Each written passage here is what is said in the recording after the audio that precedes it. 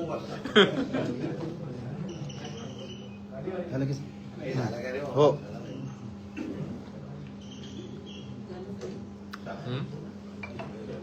Mic ना ठीक आहे. आता रे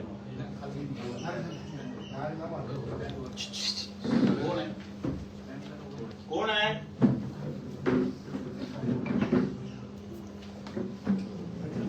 अजून कोण आहे ना? बाकी आहे का?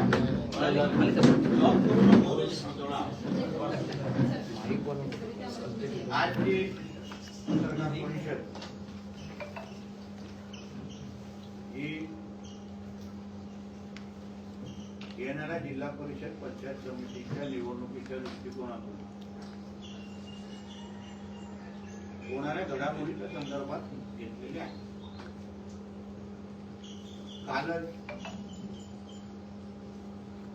राज्याचे माजी मुख्यमंत्री, माजी केंद्रीय मंत्री आणि रत्नागिरी सिंधुदुर्गचे खासदार सन्मान्य राणे साहेबांनी जिल्हा परिषद पंचायत समितीमध्ये भारतीय जनता पक्ष, शिवसेना, राष्ट्रवादी काँग्रेस यांची युती पहिली जाहीर केली. निवडणुकीचा फॉर्म्युला 31-19 असा आपल्या समोर जाहीर केलेला आहे. आणि मग त्यानंतर वृत्तवाहिनीवर आणि एकंदरीत बातम्यांमध्ये भारतीय जनता पक्षामध्ये मोठी बंडखोरी, राजीनामे अस्त्र, नाराजी नाट्य अशा बातम्या मला ऐकायला आणि बघायला मिळाल्या. मुळात आपल्याला एक विषय मी क्लिअर करतो की भारतीय जनता पक्षाचा कार्यकर्ता त्याच्यासाठी राष्ट्र प्रथम, पक्ष आणि मी या विचारावर चालणार आहे. त्याचबरोबर सन्मान्य राणे साहेबांच्या शब्द हा अंतिम असल्यामुळे या जिल्ह्याच्या भारतीय जनता पक्ष, शिवसेनेचे सर्वच कार्यकर्ते हे कोणीही राणे साहेबांच्या शब्दाच्या बाहेर नाही. आदरणीय प्रदेशाध्यक्ष साहेब असो, आदरणीय मुख्यमंत्री साहेब असो, आदरणीय उपमुख्यमंत्री एकनाथ शिंदे साहेब असो आणि सन्मान्य राणे साहेब, हे सगळे एक दुसऱ्याच्या संपर्कात आहेत, संवादात आहेत. ज्या घडामोडी चालल्या ते एक दुसऱ्याला ते माहितीही देत आहेत. आणि म्हणून अशा पद्धतीच्या कुठल्याही बातम्या त्याच्यावर जास्त विश्वास ठेवू नये. किंवा मी माझ्या पत्रकार मित्रांना पण सांगेन, थोडी महायुती झालेली आहे आमच्या जिल्ह्यात आणि म्हणून थोडे कुरबुरी होणार, थोडे नाराज होणार लोक, ते अपेक्षित असतं. कारण का 3 पक्ष आहेत आणि 50 सीट आणि 100 सीटच आहे आणि आमच्याकडे इच्छुकांचा भाऊगर्दी खूप आहे. प्रत्येक एका सीटवर किमान 8-10 इच्छुक आहेत. आमचं काय उबाटा आणि महाविकास आघाडी सारखी परिस्थिती नाही की शोधून आणायला लागतायत, दुसऱ्या गावातले इम्पोर्ट करायला लागतायत, अशी आमची परिस्थिती नाहीये. आमच्या संघटना भक्कम आहेत, कार्यकर्त्यांचा आमच्यावर विश्वास आहे. जिल्हा परिषद पंचायत समितीच्या निवडणुकीमध्ये उद्या महायुतीचीच सत्ता येणार आहे. हे काळ्या दगडावरची भव्य रेख असल्यामुळे अशा पद्धतीचे कुठे ना कुठेतरी कोणाची मन दुखवणं, कोण नाराज होणं हे अपेक्षित आहे. आणि म्हणून कालपासून मी स्वतः, आमचे जिल्हाध्यक्ष प्रभाकर सावंत साहेब असतील, जिल्हा प्रमुख दत्ता सावंत साहेब असतील, तिथे दीपक केसरकर साहेब असतील, तिथे निलेश राणे साहेब असतील, आम्ही सगळे कार्यकर्त्यांच्या संपर्कात आहोत, इच्छुकांच्या संपर्कात आहोत. मला विश्वास आहे येणाऱ्या काही दिवसामध्ये प्रत्येकाला समाधान करण्याची पूर्ण तयारी आणि क्षमता आणि ताकद ही महायुतीमध्ये आहे. आम्ही सत्ताधारी आहोत. राज्यात आणि केंद्रात ही महायुतीची सत्ता आहे, एनडीएची सत्ता आहे. सत्तेतली सगळी पदं म्हणजे इथे झेडपी आणि पंचायत समितीची तिकीट सोडल्यानंतर आमच्याकडे समित्या आहेत, जिल्हा नियोजन आहे, डोंगरे विकास डोंगरीची समिती आहे, असंख्य समित्या आहेत जिथे कार्यकर्त्यांना संधी मिळू शकते. त्याचबरोबर स्वीकृत पदांची पण संधी ह्यावेळी आहे. 5 स्वीकृत सदस्य जिल्हा परिषद मध्ये जाऊ शकतात आणि पंचायत समितीमध्ये जाऊ शकतात. म्हणजे कोणीही वंचित राहणार नाही, कोणीही वंचित राहणार नाही. एका मतदारसंघामध्ये अगर 2 कार्यकर्ते असतील आणि एकाचं नाव निवडलं तर दुसऱ्याला ताकद कशी द्यायची, नावापुढे पद कसं लावायचं याची पूर्ण तयारी आमच्याकडे आहे. पालकमंत्री म्हणून सगळे अधिकार माझ्याकडे आहे. निधी पाहिजे तेवढी ती देऊ शकतो. म्हणून अशी कुठलीही नाराजगी म्हणून तुम्ही पण पत्रकार मित्रांना पण सांगेल, थोडं जरा घाई कुठल्या बातमी देण्यापेक्षा थोडं आम्हाला हे वेळ द्या. आम्ही पण आमच्या पद्धतीने कार्यकर्त्यांशी बोलतोय. आमच्या ह्या जिल्ह्यामध्ये कुठलीच किंतु परंतु नाही, कोणामध्येही नाराजगी नाही. कोणी थोडं इकडे दुखावलं असेल, भावनेच्या भरामध्ये राजीनामा दिला असतील तर जिल्हा अध्यक्ष मी सगळेजण संपर्कात आहोत. राणे साहेब माहिती घेत आहेत, प्रदेश अध्यक्ष साहेब माहिती घेत आहेत. सगळे आम्ही एक दुसऱ्याच्या कॉर्डिनेशन मध्ये असल्यामुळे नाराजगीचा विषय राहत नाही. आणि म्हणून येणाऱ्या निवडणुका ही महायुती म्हणून आम्ही एकतर्फी जिंकू अशी परिस्थिती सिंधुदुर्ग जिल्ह्यामध्ये आहे आणि हा विश्वास मी व्यक्त करतो. साहेब, काल उरूस मंडळ अध्यक्ष आनंद भाई सावंत यांनी राजीनामा दिला. त्यांनी राजीनामा देताना माझा कोणताही राग नाही, काम करू शकत असं सांगितलं. 43 बूथ अध्यक्षांचं तुमच्या पदाधिकाऱ्यांनी राजीनामा पक्षाकडे पाठवलेला आहे. मी तेच तुम्हाला बोलतो. त्यांनी थोडं एवढे 3 पक्ष आता 50 सीट आहेत. आता उदाहरण जेव्हा आम्ही नगरपालिका स्वबळावर लढलो तेव्हा कोणाची नाराजगी आली का? ती परिस्थिती वेगळी असते. महायुती जेव्हा होते तेव्हा नाराजगी होते. कारण एका सीटवर आता कुडाल मालवणच्या सीटवर आपण स्थानिक आमदार निलेश राणे जी आहेत तिथे आम्हाला प्रदेशवरून सांगितलेले थोडं झुकतं माप द्या. दीपक केसरकरजींना आम्हाला सांभाळण्याचा विषय. इथे माझ्या इकडे फक्त 2च सीट शिवसेना लढवत आहे. म्हणून अशा सगळ्या गोष्टी होत असताना थोडं इथे त्याला आपण 19 किंवा 20 म्हणतो ते होणार. भाई सावंत एक निष्ठावान कार्यकर्ता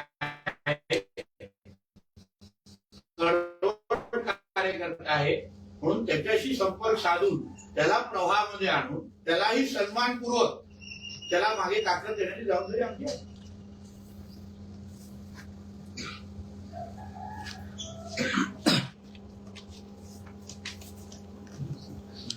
साहेब, काही ठिकाणी ज्या जिल्हा परिषद गट आहेत त्या जिल्हा परिषद गटाच्या व्यतिरिक्त बाहेरून उमेदवार देण्यासाठी विरोध केला गेला अशी पण माहिती एक समोर येते की जेणेकरून स्थानिक तिथल्या मतदारसंघातल्या उमेदवारांना प्राधान्य द्या अशी मागणी तुमच्यापर्यंत आली आहे किंवा त्या संदर्भात कार्यकर्त्यांमध्ये मागणी होते. तर त्या संदर्भात काय भूमिका? दोन्ही बाजू आहे.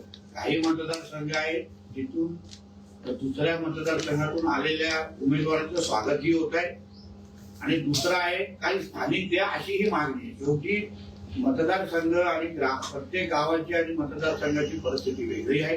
प्रत्येकाला असं वाटतं की माझ्या भागातला उमेदवार असला पाहिजे तशी मागणी ते पक्षाकडे करत आहेत. पण ही निवडणूक ही सन्मान्य राणे साहेबांच्या नेतृत्वाखाली आम्ही लढतोय.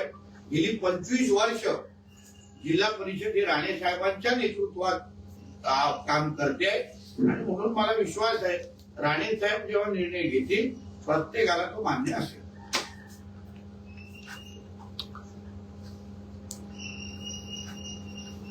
काही ठिकाणी जास्त उमेदवार इच्छुक आहेत त्यामुळे काही ठिकाणी नाराजी येऊ शकते. त्याबद्दल काय म्हणजे आमच्यासाठी अतिशय सकारात्मक गोष्ट आहे. आमच्याकडे भाऊगर्दी बघा किती आहे. म्हणजे आमचा पक्ष वाढतोय, महायुती ताकदीची इथे लोकांना वाटतंय की ते तिकीट घेतल्यानंतर आमचे विजय निश्चित आहे आणि म्हणून एवढे सगळे म्हणजे एवढे लोक मागणी करत आहेत. प्रत्येकाची आज मी जिल्ह्यामध्ये डोकून काय प्रत्येकाला भेटतोय, प्रत्येकाचं ऐकून घेतोय, कोणालाही नाराज करत नाही, कोणालाही असं वाटत नाही की आमच्या पक्षाने ऐकलं नाही. जिल्ह्याचा पालकमंत्री म्हणून, पक्षाचा एक नेता म्हणून मी ते बसून आहे, महायुतीचा नेता म्हणून प्रत्येक काल प्रत्येक दिवस लोक येत आहेत, व्यक्त होत आहेत, भावना व्यक्त करतायत. म्हणून मला विश्वास आहे की नाराजगी आहे ती तुम्हाला हळूहळू दूर होता. सर, राष्ट्रवादी संदर्भात काही निर्णय होतोय, तू चर्चा सुरू आहे, कसं ऍडजस्ट करायचं, कुठे ऍडजस्ट करायचं, की आम्ही आता परत एकदा संध्याकाळी अंतिम आम्ही सगळेजण पदाधिकारी बसणार आहोत. मग राणे साहेबांची बोलून सगळ्या गोष्टी निश्चित होतो. ज्या उमेदवारांना म्हणजे देणार नाही तिकीट किंवा मिळणार नाही त्या उमेदवारी बंडखोरी जर केली तर त्या संदर्भात काय होईल? म्हणून तुम्हाला सांगतो ना, आज शेवटी सत्तेला 4 वर्ष अजून आहे, 29. 7 तारखेनंतर मी पालकमंत्री असणार.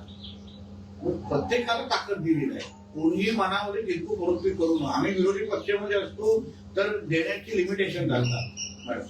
आता आमच्याकडे समित्या आहेत, कोणाला जिल्हा नियोजनला पाठवू, कोणाला डोंगरी विकासमध्ये पाठवू, कोणाला अन्य कुठे तरी आरोग्याच्या समिती घेऊ, त्याचबरोबर कोणाला स्वीकृत करू शकतो, कोणाला आम्ही दुसऱ्या पद्धतीने MMBच्या कमिटीमध्ये घेऊ शकतो, महाराष्ट्र मॅरीटाईम बोर्डमध्ये, कोणाला फिशरी मत्स्य व्यवसायाच्या कमिटीमध्ये.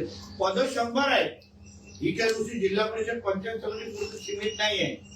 आणि म्हणून जे महामंडळ आहेत, जे समित्या आहेत, जे स्वीकृत आहेत, जी निधी पाहिजे तेवढे सगळं भेटतील.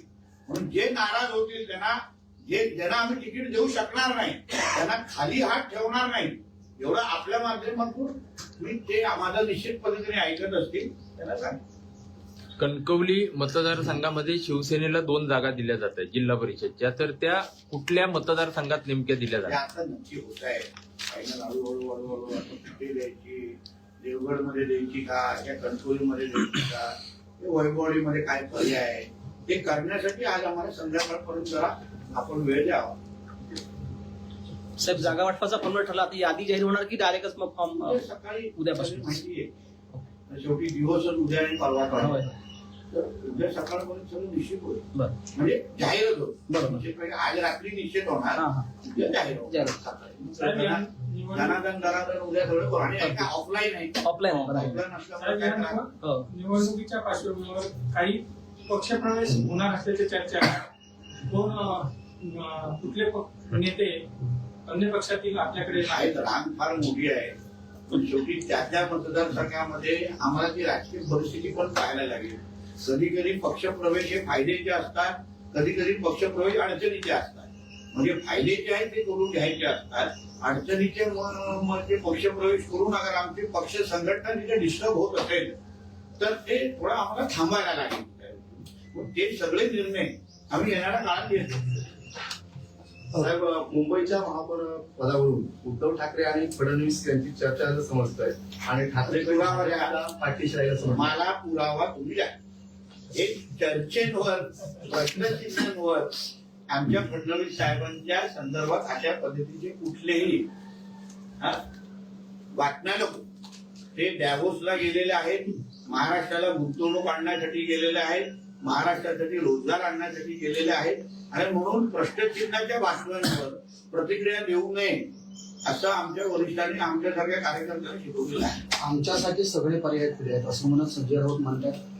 उभाटाचे ना म्हणजे स्वतःच्या पक्षाचे पर्याय नाही, खुले आहेत की पर्याय उरले नाहीये. उभाटाचे नव्हे आणि काँग्रेसचे नव्हे तर भाजपने शिंदे शिवसेनेच्याच नगरसेवक फुटतील असं वाटतं. असं आहे ना की संजय राजाराम राऊतकडे आणि त्याच्या नेते मंडळीकडे, त्याच्या मालकाकडे आता काय पर्याय राहिला आहे? नाक घासून येण्यापेक्षा त्यांना नाकच घासायला लागणार. पाठीतला कणा राहिलाय का उद्धव ठाकरेचा? म्हणून ज्या स्वाभिमानाने तुम्ही लढला, आज तुमची भाषा बघितल्यानंतर तुमच्या पाठीतला कणा हा पूर्ण 100% मोडलेला आहे, हाच आम्हाला दिसतोय.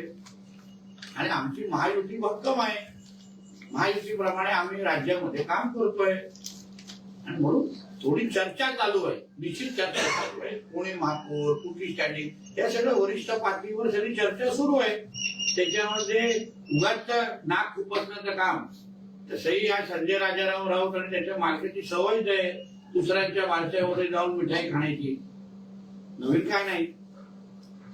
साहेब, भाजपचा महापौर नको म्हणून शिंदेचे प्रयत्न सुरू आहेत असा आरोप दावा संजय राऊत यांनी केला. असं तर मला तर दिसत नाही. असं काही शिंदे साहेबांनी स्वतः बोललेलं असं मला दिसत नाही. असं मला बिलकुल दिसत नाही. संजय राजाराम राऊतनी आणि त्याच्या मालकाने स्वतःचे नगरसेवक सांभाळावे, स्वतःच्या बुडाखाली लागलेली आग सांभाळावी किंवा विधवावी आणि मग आमच्या घरामध्ये बघावं ना. शिंदे साहेबांना काय हवं असेल ते फडणवीस साहेबांशी बोलतील आणि फडणवीस साहेबांना काय करायचं शिंदे साहेबांशी बोलतील. त्याच्यामध्ये हे कशाला पाहिजे मध्ये. तुमचे जे आलेत ते मला सांभाळा. ते तुमच्या संपर्कात राहतील का, त्यांना उद्धव ठाकरेंबरोबर स्वतःचं भविष्य दिसतंय का, हे येणाऱ्या काळात दिसेल. कुणालाही मुंबईत महापौर बसवणं तसं शक्य नाही. कुणालाही मुंबईत महापौर बसवणं तसं सहज शक्य नाही असं संजय राऊत म्हणत त्यांनी पुढे असं म्हटलंय की मुंबईत कुणाला बसवायचं हे दिल्लीत ठरतं.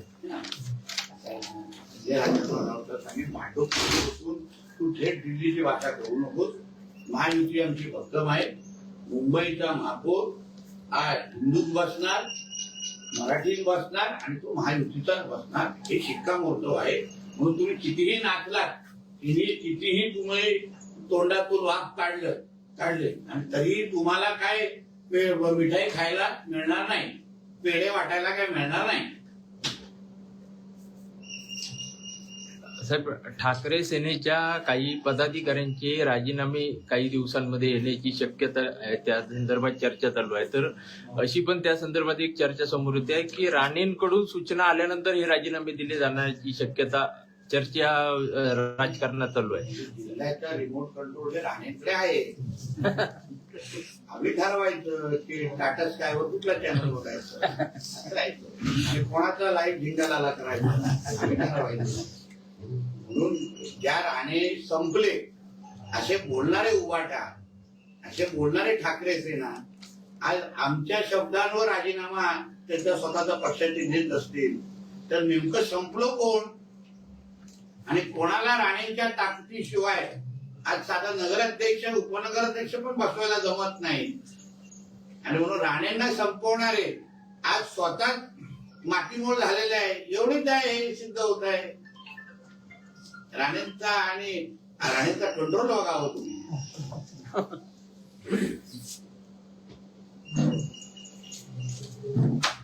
ठीक आहे. Okay sir.